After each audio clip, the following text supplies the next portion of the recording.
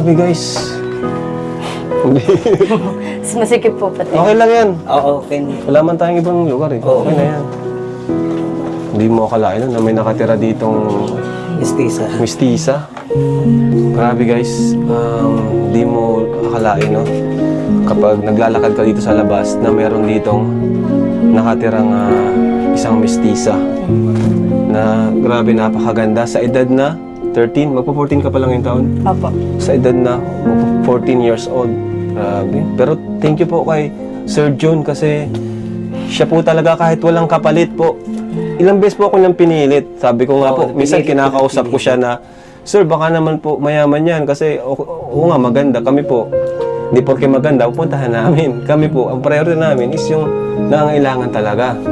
Kaya si Sir, wala po siyang talagang pinilit niya ako kasi yung ang sabi niya, pinalayas na daw sila Queen, pinalayas na daw. Kaya yun, ngayon, sige, puntahan namin yan ngayong araw. Siguro mga 3 months na po. Last year pa po, di ba? Oo, last year pa siya gustong Kasi pumunta kami pag- dito. Tapos, Hindi ko naman talaga sila kayang tulungan pa sa ngayon. Kaya ibinigay ko kay Kalinga para si Kalinga Prab talaga ang maghanap ng papa ni Queen. Tsaka makakatulong. Alam ko makakatulong. kami naman sa po bata. is sa tulong lang naman po ng ating YouTube channel is para maraming makapanood at baka makilala siya ng kanyang tatay na matagal na siyang hinahanap. Baka naghahanapan sila parehas. Hinahanap na papa. May picture ka ba? Meron po. Meron? Seryoso? Pwede natin pakita. Sige po.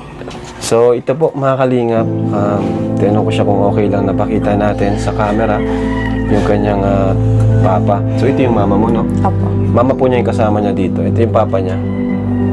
Focus. Naka-focus, bro. Ang pangalan niya ay Cristo Jewel. Kamukha mo. Grabe. Grabe, Basta guys. sabi daw po ni mama nung sa time po nila, mga 6-footer daw po yun. Tangkad talaga to kasi ikaw tangkad mo na eh. 13, 14 ka pa lang. Tangkad mo na. Yan.